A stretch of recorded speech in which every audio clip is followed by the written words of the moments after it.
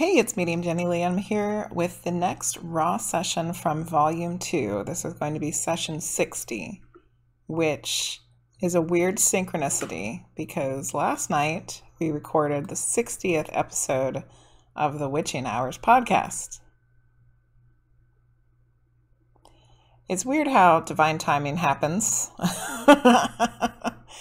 The last time I was able to record a Raw session was a month ago. And really, I would like to be recording one of these a week, which is much slower than the last book, which I was trying to record one a day.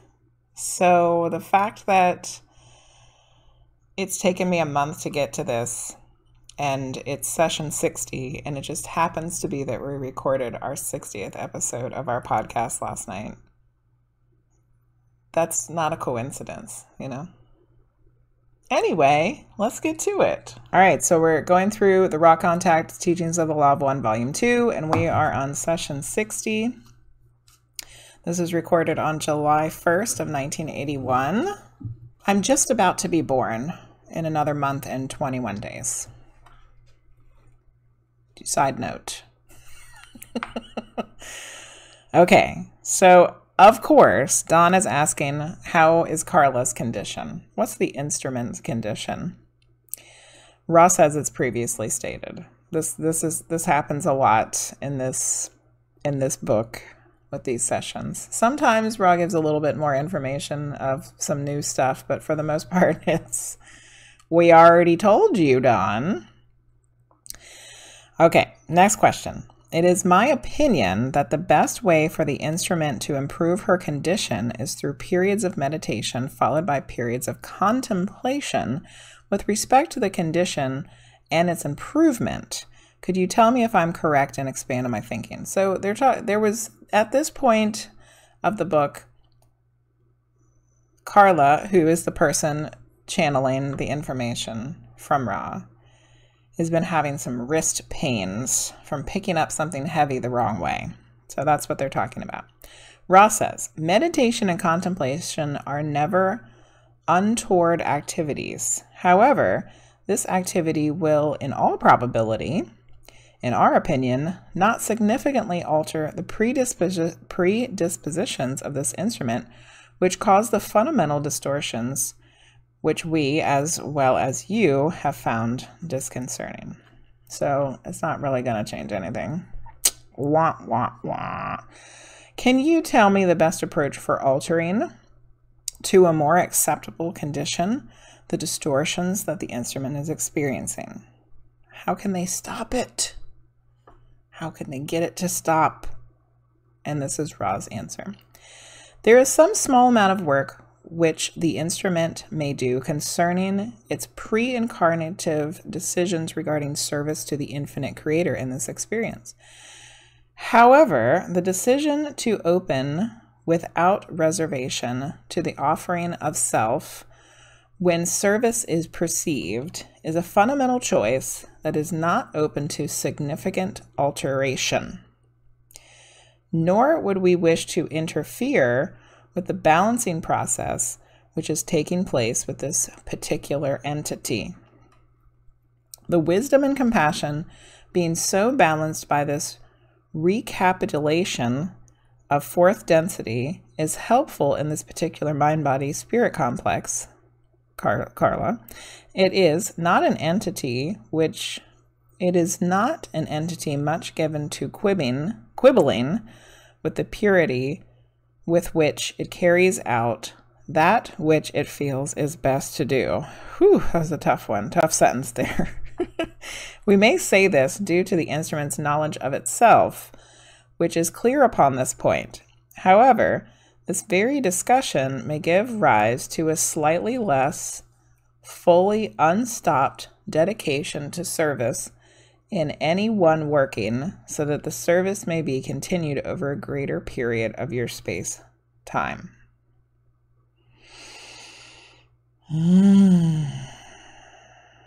So in other words, there's not a lot they can do because the things that are occurring for Carla are things that were decided before she came into our life regarding her service to the source, an infinite creator. But the fact that they're talking about it here might just inflame her dedication to service even more, which might allow them to have longer channeling periods. Don asks, you are saying then that the physical distortions that the instrument experienced are part of a balancing process? Is this correct? No. That says incorrect. The physical distortions are a result of the instruments not accepting fully the limitations placed prior to incarnation upon the activities of the entity once it had begun the working.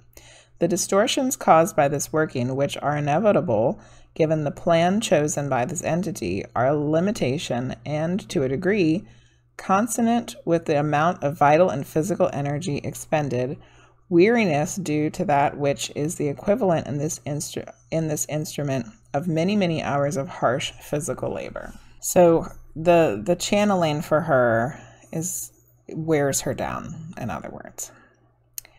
This is why we suggested the instrument's thoughts dwelling upon the possibility of it suggesting to its higher self the possibility of some slight reservation of energy at a working. This instrument, at this time, is quite open until all resources are quite exhausted. This is well, if desired. However, it will, shall we say, shorten the number of workings in what you may call the long run. So she's basically channeling to the point of exhaustion every time that they're doing a session, which might shorten the number of times that they do it altogether. Don asks, will spreading the workings out over greater intervals of time so that we have more time between workings help? Ross says, this you have already done. It is not helpful to your group to become unbalanced by concern for one portion of the work above another. Basically, Ra's like, can you just stop? Just chill out. If this instrument is, in your judgment, capable, if the support group is functioning well, if all is harmonious, if the questions to be asked have been considered well, the working is well begun. To overly stress the condition of the instrument is a deleterious to the efficiency of this contact, as the antithetical behavior was in your past. And I just wrote, yep, with a exclamation point. Just chill out about it. There's no reason to get all worked up about the fact that she is sometimes in pain, that sometimes she gets sick, and that sometimes she is exhausted after the channelings. That's just how she is.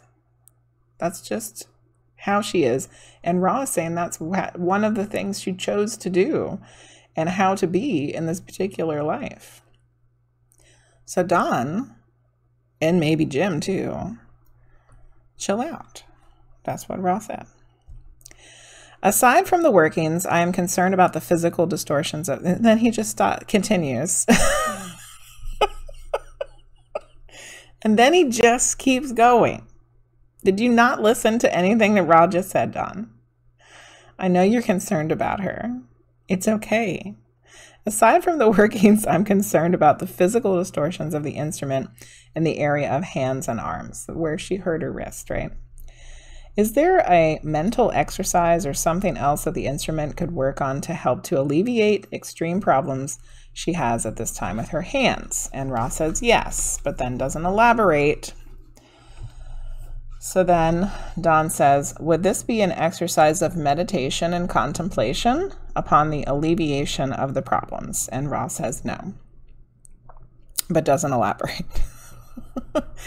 What should she do then in order to alleviate these problems?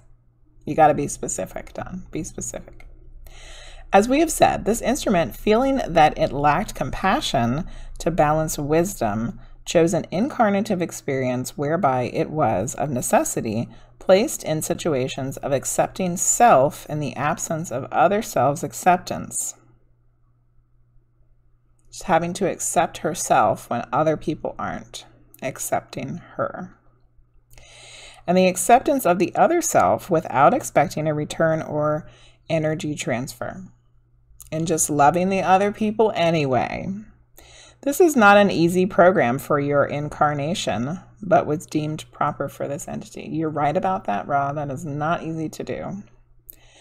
This entity, therefore, needs meditation and consciously, moment by moment, accept the self in its limitations, which have been placed for the very purpose of bringing this entity to the precise tuning we are using.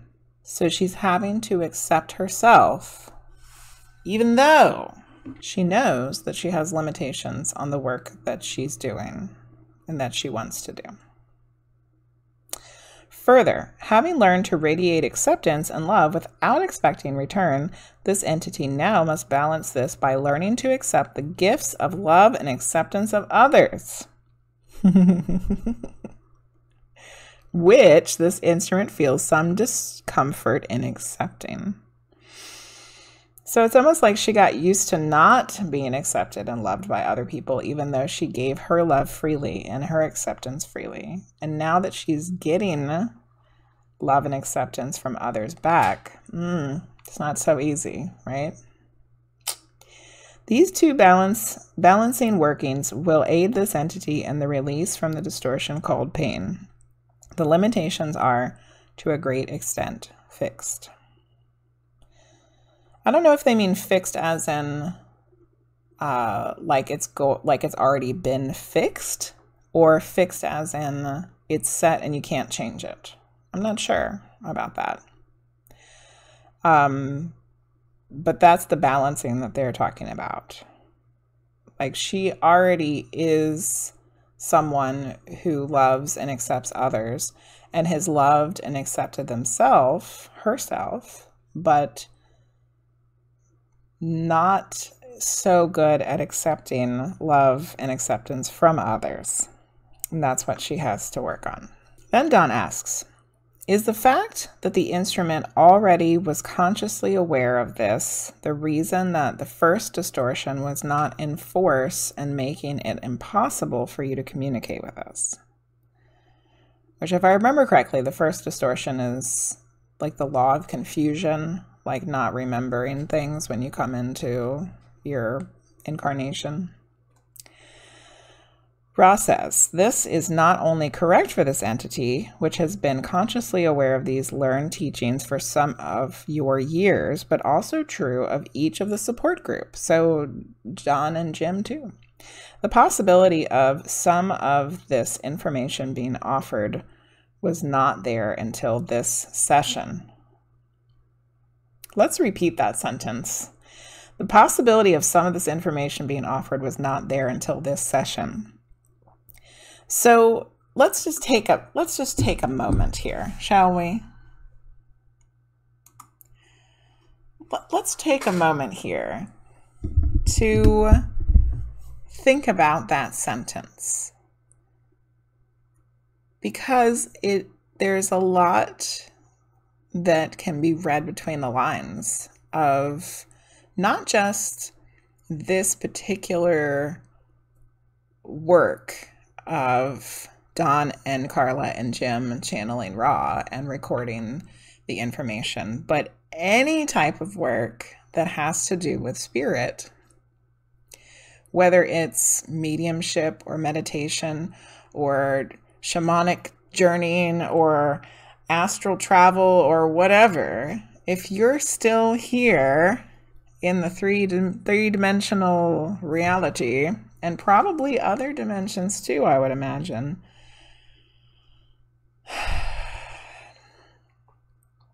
as you're doing the work, you're not always allowed to, or the information isn't always available to you.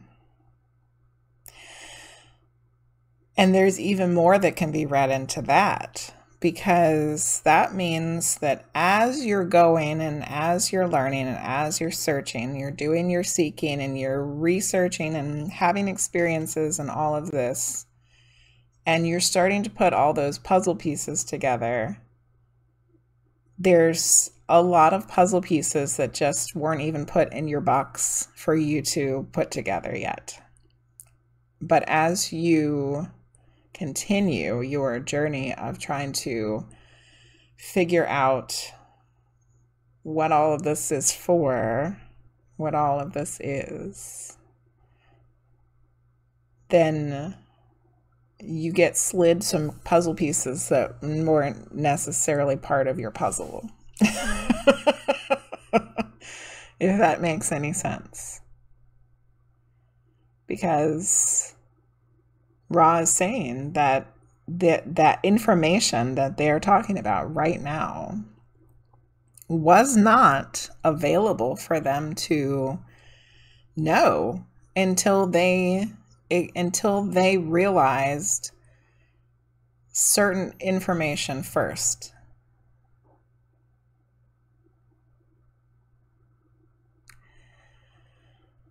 That's a lot to think about as you go along your spiritual awakening, your spiritual journey. Because what it really means is that no matter how much you learn, no matter how much you're searching, seeking, reading, researching, experiencing, etc., there's always going to be things that you don't know. Like, we're not supposed to know it all, because only sometimes certain things are coming to us after we've done other things first. That one sentence is a lot to think about. All right. Then Dawn says, thank you. When you spoke in the last session of energizing shocks coming from the top of the pyramid, did you mean that these came at intervals rather than steadily? So now we're going back into the pyramid shape, which this first part of this book has a lot of questions about, and a lot of discussion about pyramids and shapes. Ra says, these energizing shocks come at discrete intervals, but come very, very close together in a properly functioning pyramid shape. In one whose dimensions have gone awry, the energy will not be released with regularity or in quanta, as you may perhaps better understand our meaning. So if the pyramid is precisely what it's meant to be for that particular spiraling energy that Ra talks a lot about, then it will be a consistent release of energy. But if the dimensions aren't what they're supposed to be, then it's not going to be regular. Dawn says, the next statement that I make may or may not be enlightening to me in my investigation of the pyramid energy, but it has occurred to me that the so-called effect in the so-called Bermuda Triangle, we're moving on to a different topic now, is possibly due to the large pyramid beneath the water, which releases this third spiral at discrete and varying intervals, and when other entities or craft are in the vicinity of this, it creates a situation where they change space-time continuum in some way. Is this correct? Ross says yes. And I wrote, whoa. So Ra has just confirmed that there's a pyramid in the ocean near the Bermuda Triangle that was once on land. Then, Dawn says, then this third spiral has an energizing effect that, if strong enough, will actually change the space-time continuum. Is there a use or value to this type of change?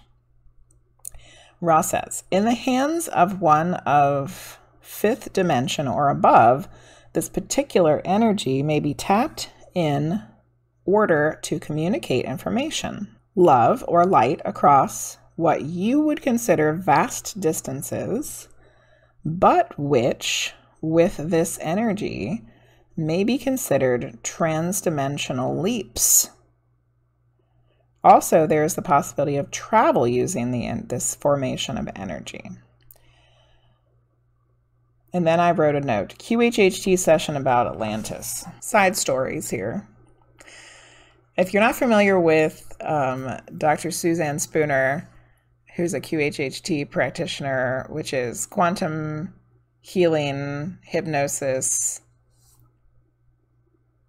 therapy, I think.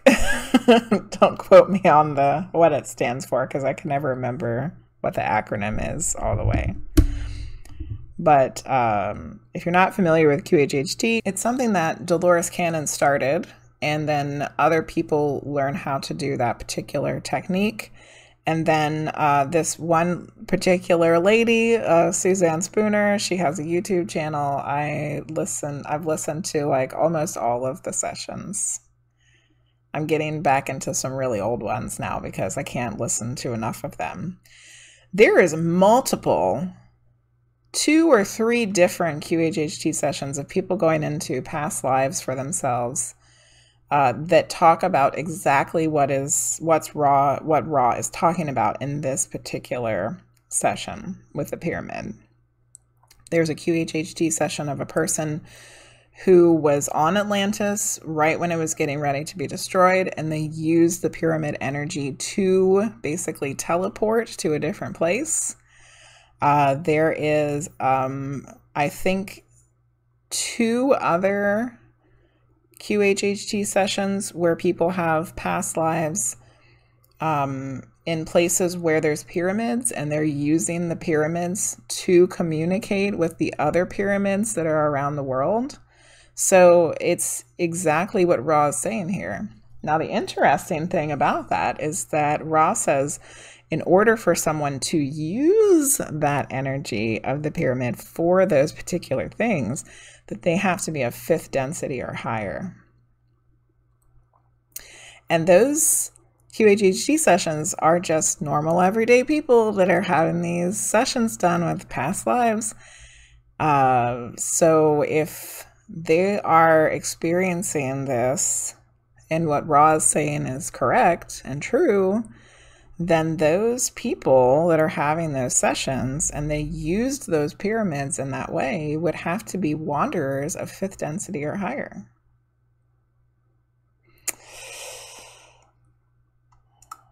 What? All right. Would this travel be the instantaneous type, having to do with, he pauses a little bit there, not the slingshot effect, but the effect used primarily by 6th density entities? Or is it the slingshot effect that you were talking about? The former effect is which we speak. You may note that as one learns the understandings or disciplines of the personality, each of these configurations of prana is available to the entity without the aid of the shape. One may view the pyramid at Giza as metaphysical training wheels. Wow. So Ra's dropping some more information there to us about the fact that you don't have to have the pyramid to do these things. The pyramid helps you learn how to do it. But you can send communication and information and love and light across vast distances of space and time without the pyramid, and you can teleport yourself from one place to another without the pyramid. It's just a matter of learning how to do it. Then is the large underwater pyramid off the Florida coast one of the balancing pyramids that Ra constructed, or some other social memory complex? And if so, which one? So Ra said at the very beginning of the first Ra book, and the beginning of these sessions, that there was another, what they call social memory complex, which is basically the conglomeration of all of the entities from a particular planet of beings who have leveled up to the point where they're not individual so much anymore, and they become a group, like a collective consciousness, and is what Ra says they are. But there was another collective consciousness, or social memory complex, that was helping people in South America, South and Central America, Mexico, you know, that area of the world. Ra was the one helping the Egyptians. The pyramid of which you speak was one whose construction was aided by 6 density entities of a social memory complex working with Atlanteans prior to our working with the Egyptians. So it wasn't Ra, it was somebody else working with the people in Atlantis before Ra ever came to work with the people of Egypt. Very interesting. You mentioned working with one other group other than the Egyptians. Who are they? Dawn wants to know. So do I. I want to know too. These entities were those of South America. That's what we were just saying. We divided our forces to work with these 2 cultures. But that's not what we're asking, Ra. We didn't want to know if they were where they were working with people on the earth. We already knew the answer to that question. We wanted to know, who were they? Where did they come from? Out there in outer space. Because Ra says that they are from Venus, which is hard for us to wrap our minds around, because at this point in our time space, Venus is not inhabitable. But you know, that doesn't mean that it wasn't at some time. And you also have to open your mind to the fact that not all life has to be exactly like the life on Earth, as far as the way that it's constructed, and et cetera, et cetera. The pyramid shape then, as I understand it, was deemed by your social memory complex at that time to be of paramount importance, as, shall I say, a physical training aid for spiritual development. At this particular time in the evolution of our planet, it seemed that you place little or no emphasis on this shape. Is this correct? Dawn's saying, you know, you guys were really working this pyramid thing back then, but now it seems like it's not a big deal. What's going on? Ra says this is correct. Little to no emphasis on the pyramid shape at this time for our space-time of Earth. It is our honored duty to attempt to remove the distortions that the use of this shape has caused in thinking of your peoples and in the activities of some of your entities. We do not deny that such shapes are efficacious, nor do we withhold the general gist of this efficacy. However, we wish to offer our understanding, limited though it is, that contrary to our naive beliefs many thousands of years ago, the optimal shape for initiation does not exist. So, you know, Ra, the collective consciousness of Ra, the social memory complex of Ra, is also still learning. Still learning. Many thousands of our years ago, they thought the pyramid shape was the best thing for initiating people into becoming adepts of the law of one and the one infinite creator, and now they said there isn't one that exists. They don't think there is now. Let us expand upon this point. When we were aided by 6 density entities during our own 3rd density experiences, we, being less bellicosis, which means warlike, in the extreme, found this teaching to be of help. In our naivety in 3rd density, we did not develop the interrelationships of your barter or money system and power. We were, in fact, a more philosophical 3rd density planet than your own, and our choices of polarity were much more centered about the understanding of sexual energy, transfers in the appropriate relationships between self and other self. I wrote, dang. So they were more peaceful, they were more philosophical, they were getting it on a lot, and they didn't have a money or bartering system. And they also had a 6-density social memory complex that came to help them move up the ranks. Well,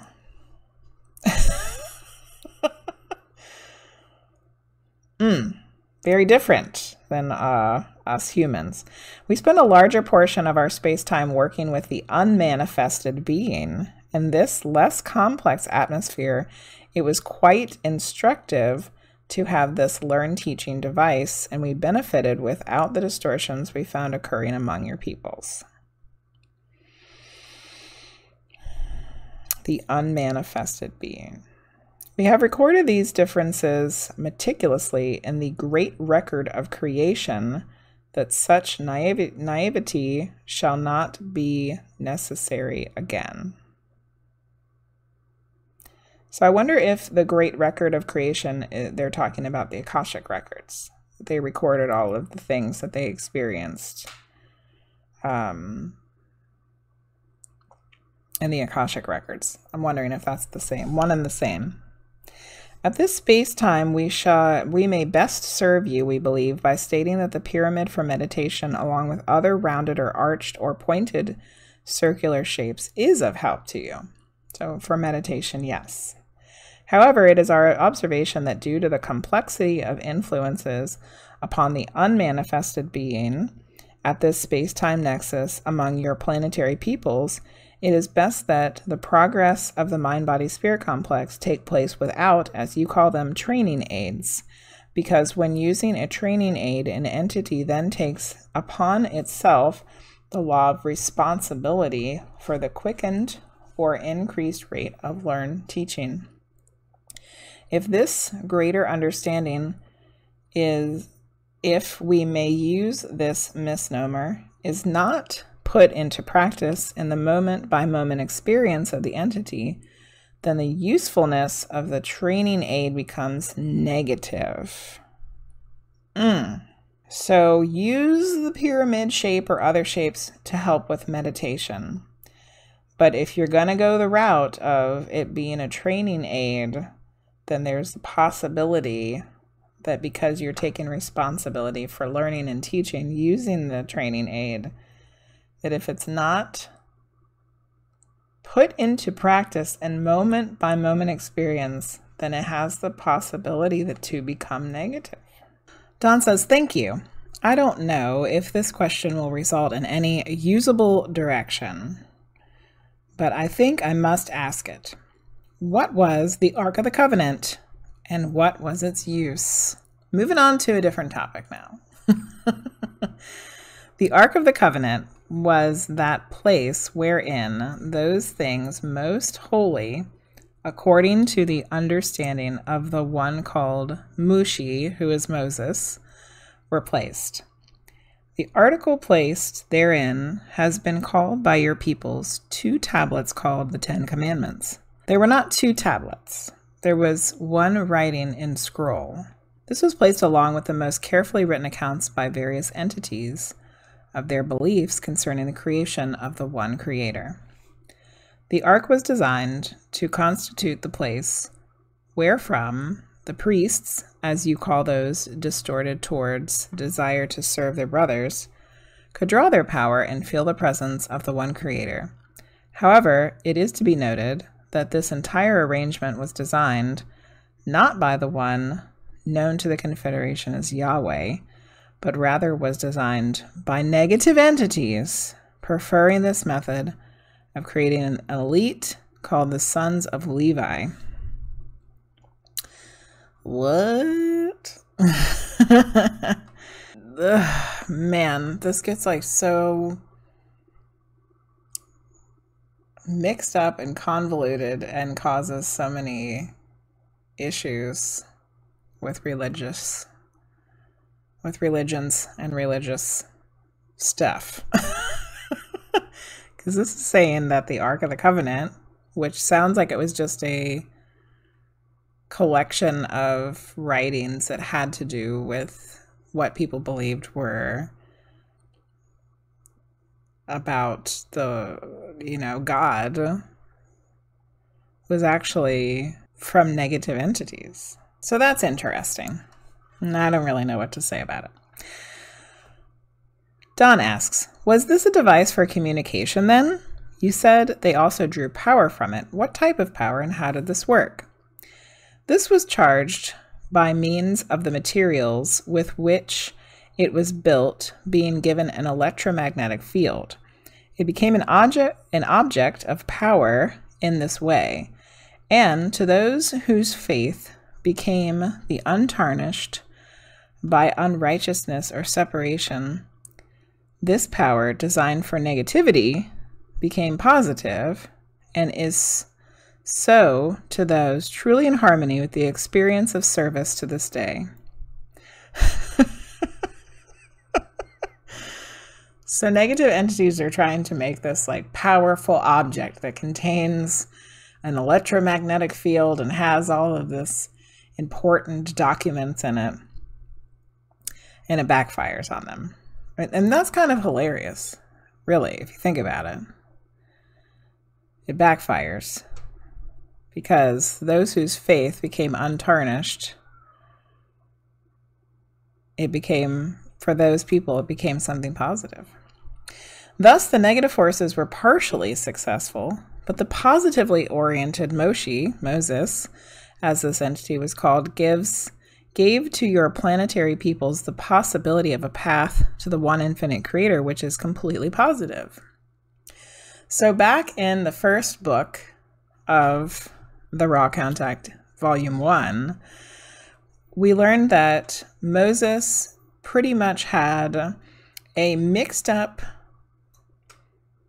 conglomeration of information from a positive entity and a negative entity.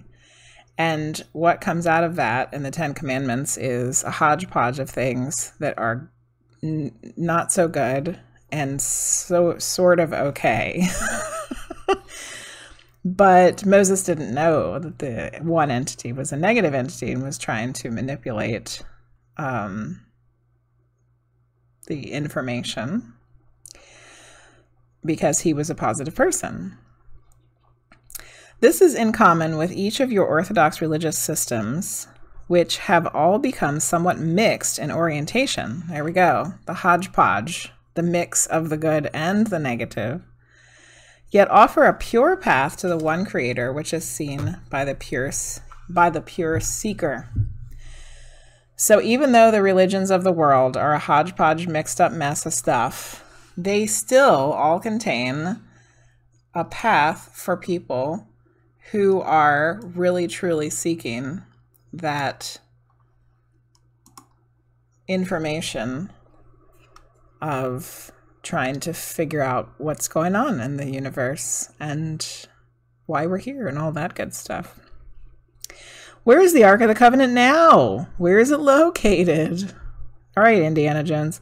We refrain from answering this query due to the fact that it does still exist and is not that which would infringe upon your peoples by locating it. Let's read that again. We refrain from answering this query due to the fact that it does still exist and is not that which we would infringe upon your peoples by locating it. Got it. So, Don, he ain't gonna tell you. I mean, it was good of you to ask, just in case. But Ryan gonna tell us where the Ark of the Covenant is. Thank you. In trying to understand the energies, creative energies, it has occurred to me that I really do not understand why unusable heat is generated as our Earth moves from third to fourth density. I know it has to do with disharmony between the vibrations of third and fourth density, but why this would show up as physical heating within the Earth is beyond me. Can you enlighten me on that? So this is something that has come up before. that there's heat generated from the Earth moving from third to fourth density, which global warming, I guess, is something you could, we could, that's happening. They don't really call it global warming anymore. Now they just call it climate change. But, I mean, shit's melting. The shit is melting. The concepts are somewhat difficult to penetrate in your language. However, we shall attempt to speak to the subject. If an entity is not in harmony with its circumstances, it feels a burning within. The temperature of the physical vehicle does not yet rise, only the heat of the temperature or the tears. Really in disharmony if you're crying, as we may describe this disharmony. However, if an entity persists for a long period of your space-time in feeling this emotive heat and disharmony, the entire body complex will begin to resonate to this disharmony. And the disharmony will then show up as cancer or other degenerative distortions from what you call health. It's very hard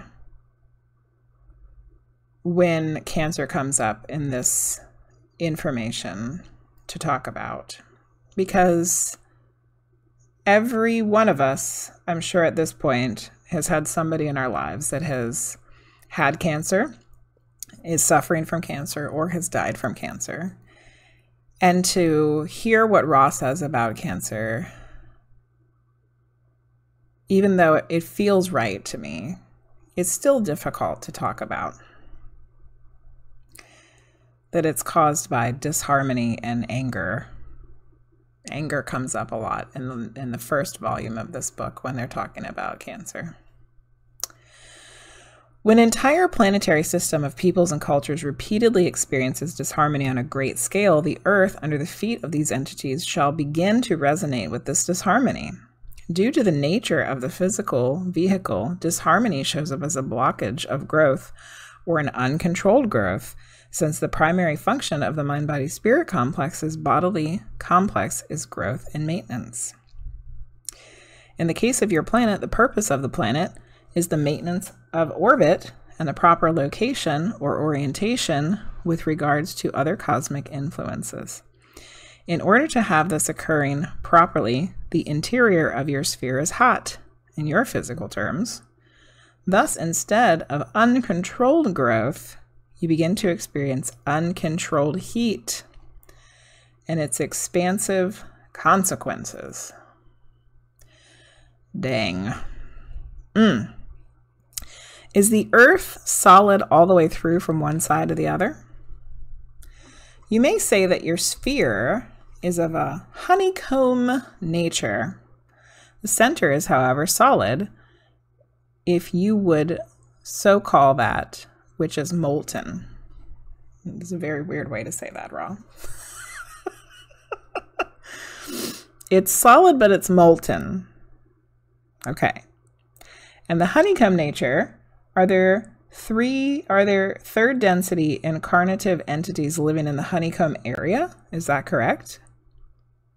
Excellent question. Are there people living in the inside of Earth? This was at one time correct. This is not correct at this present space-time.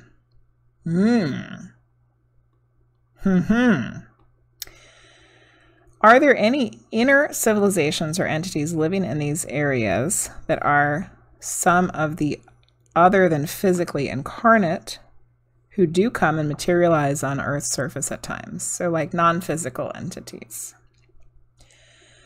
As we have noted, there are some which do as you say.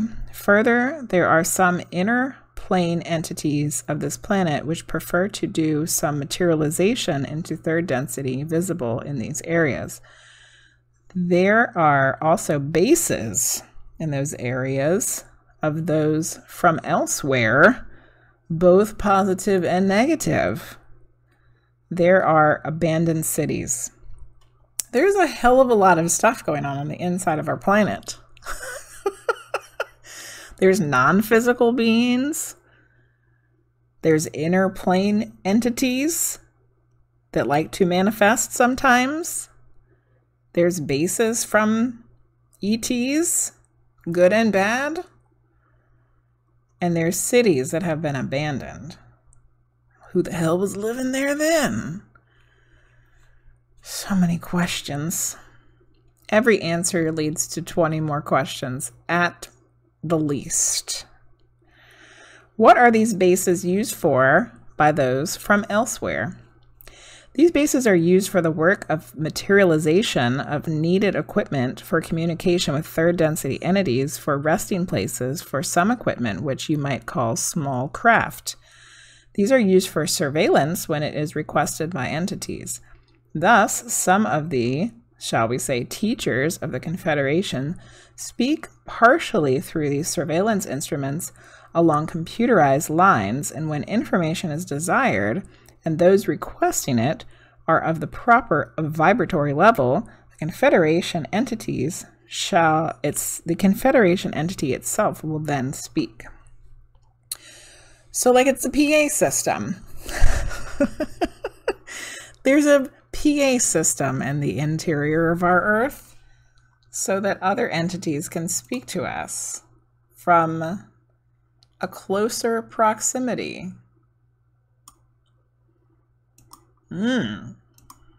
What comes next is very funny, just so you know. Prepare yourself.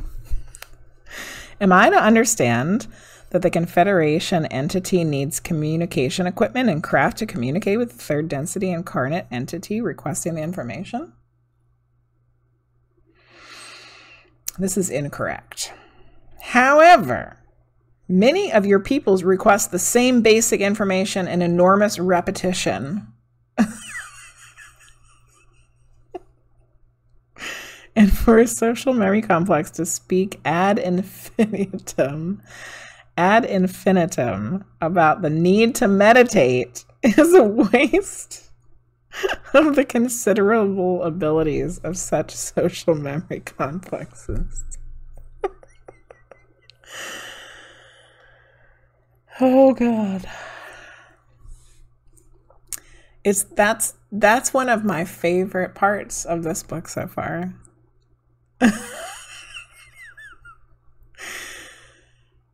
People of Earth, the PA system says, meditate. What are you waiting for? Let's repeat it, because to me, I don't know if anybody else is finding this funny, but to me, this is absolutely hilarious.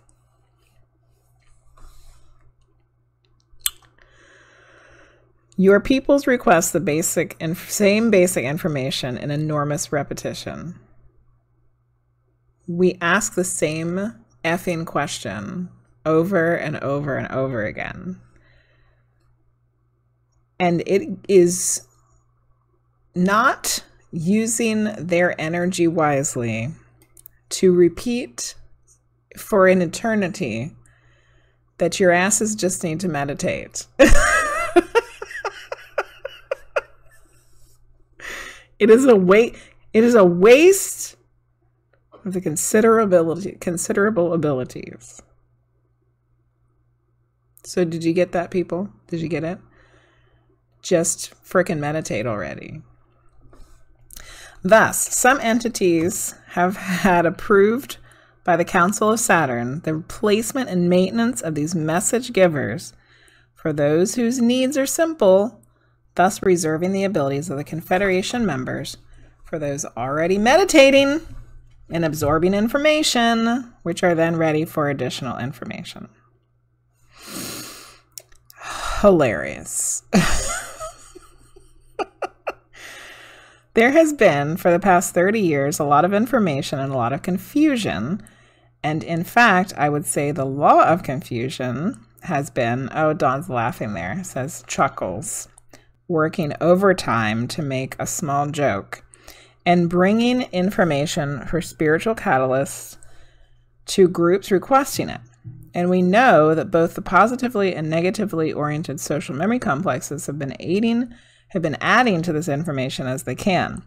This has led to somewhat of a condition of apathy in a lot of cases with respect to the information by many who are truly seeking but have been thwarted by a condition of what I call spiritual entropy in this information.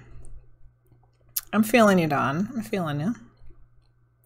Can you comment on this and the mechanisms of alleviating these problems? We can comment on this. And once again, Ra does not go on.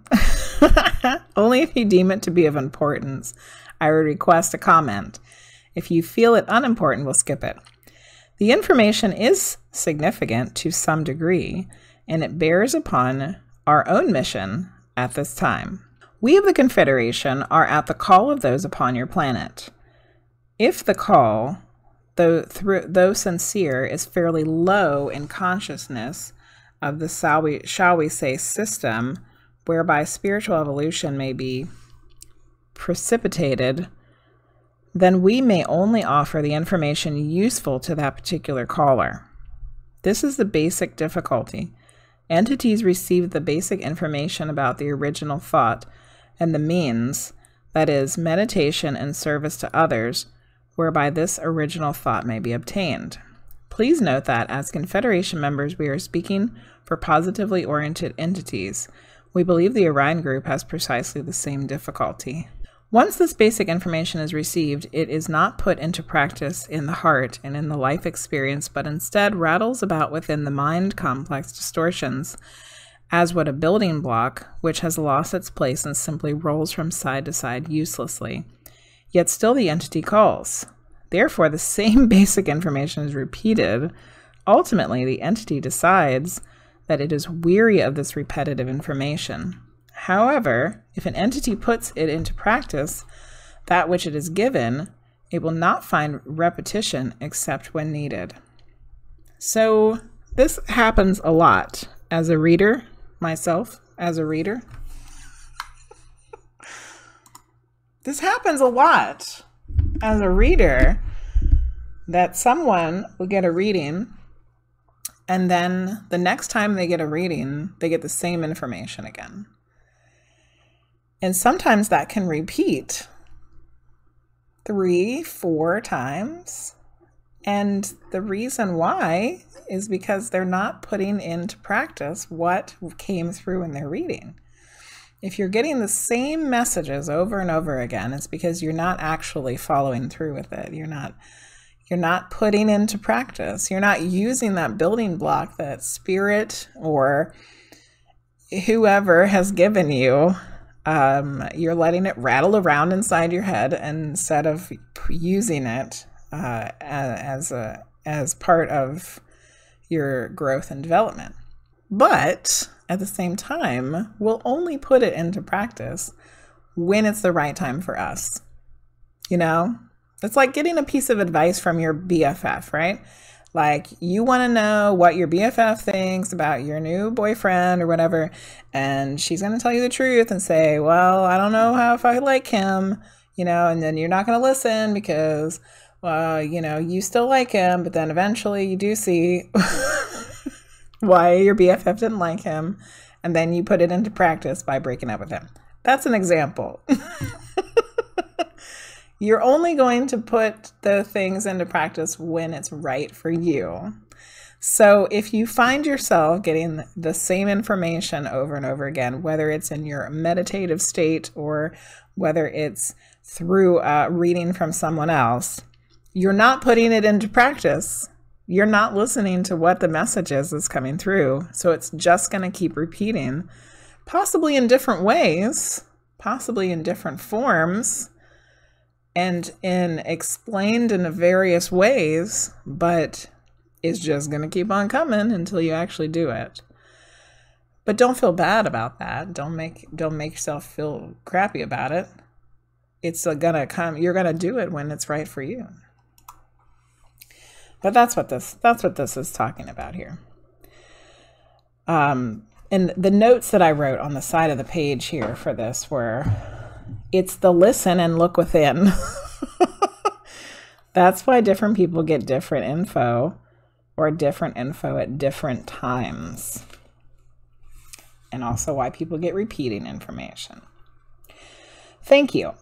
Are the chakras or bodily energy centers related to, or do they operate like the pyramid energy funnel? No. Was there a purpose for mummification having to do with anything other than the bodily burial? Interesting question. Much as we would like to speak to you of this distortion of our designs in constructing the pyramid, we can say very little, for the intent was quite mixed, and the uses, though many felt them to be positive, were of non-positive order of generation. We cannot speak upon this subject without infringing upon some basic energy balances between the positive and negative forces upon your planet. It may be said that those offering themselves felt that they were offering themselves in service to others. Kind of alludes to the fact that perhaps it wasn't, you know? Saying that they thought they were doing the mummification as a service to others makes it sound like that's not really what it was, you know? Which I think that you can read between the lines of that without knowing any of this information. Because specifically the pharaohs being mummified is because they were the most powerful. They were the ones in charge. They were the most important. And a lot of other people that were mummified were of the same, whether, you know, they weren't necessarily the pharaohs, but plenty of other people were mummified because they had importance, which places them above others, which puts them in a place of power over others. So, you know, you can see that, you know, maybe they thought it was service to others, but when you're using your power over others, that's not service to others. When you're using your power to help others. Anyway, what civilization was it that helped Ra using the pyramid shape while Ra was in the third density? Oh, I wanted to know this question. Your people have a fondness for the naming. I wrote, yes, exclamation point. We do have a fondness for the naming and the cataloging and the describing. And we want to know. We want to know, Ra. What was their name? These entities have begun their travel back to the crater and are no longer experiencing time. So in other words, they probably didn't have a name. There was no name for this group. And they're so far advanced that they are moving back to the cycle and around back to the crater. And that's all Ra says about it. Phooey. The instrument wished to know, that's Carla, when using the pendulum for discovering energy centers, is the back and forth motion meant anything rather than the circular motion? This shall have to be the final question, because Carla's still experiencing pain. The rotations have been discussed in 50A5. We'll go back and check that out. We shall simply say that the weak back and forth motion indicates a partial blockage, although not a complete blockage. The strong back and forth motion indicates the reverse of blockage, which is overstimulation of a chakra or energy center, which is occurring in order to attempt to balance some difficulty in body or mind complex activity. This condition is not helpful to the entity as it is unbalanced. And then, of course, they ask if there's anything they can do to improve contact, and they say, you're being conscientious. And that's the end of session 60. So let's recap. There's a lot of things that get talked about in this session. It's a fairly long session.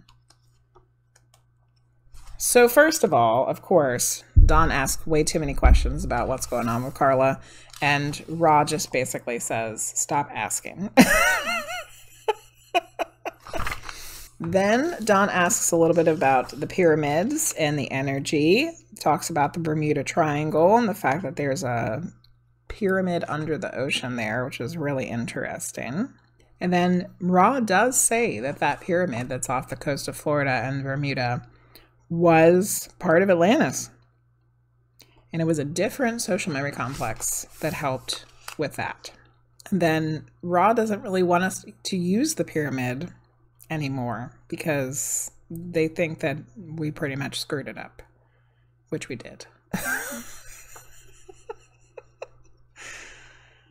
And then we find out that the reason why they wanted to come teach us about the pyramid is because they had teachers that taught them about the pyramid, but we don't find out any information about them other than they have gone so far through their evolution that they're headed back to the creator.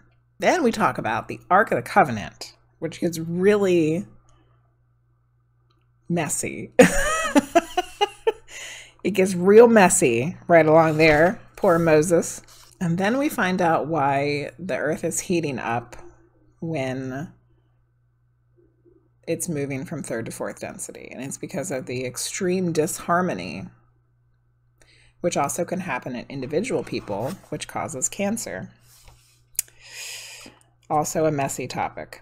And then we talked about things, entities, beings, and bases on the inside of the earth.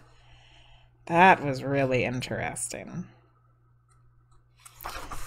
And we also find out that one of the things inside the earth is a giant PA system that repeats over and over again, you need to meditate. Best part of the book. I think that might be the best part of both of the books. I mean, I haven't finished reading this one, but it takes the cake for me. And that we only get the information that we're ready for. That is also part of this session. We only get the information that we're ready for. And then there's a little bit of talk about pendulum work and blocked chakras. There's a lot of information in one session. Lots. So, thank you for watching this video. If you enjoyed it and you have no idea what's happening, this is video number 5 of the Raw Contact Volume 2 book discussions. There are videos for every session of book 1 as well. And there are also some Raw channeling videos as well. And there should be more of those coming, as Raw has come through other times. I've also, at this point, had a Raw channeling event night, which was very enlightening and eye-opening and led to some other pretty amazing experiences. I don't know when I'll have one of those again, but you can always check out my Eventbrite page to see what my events and classes are for the current time of which you are seeing this video. If you aren't, please subscribe. If you enjoyed this, please don't forget to like it. Comment. I love to have discussions about these sessions. So use the comment section like a book discussion if you see fit. Thanks for watching, and I'll see you next time. Bye-bye.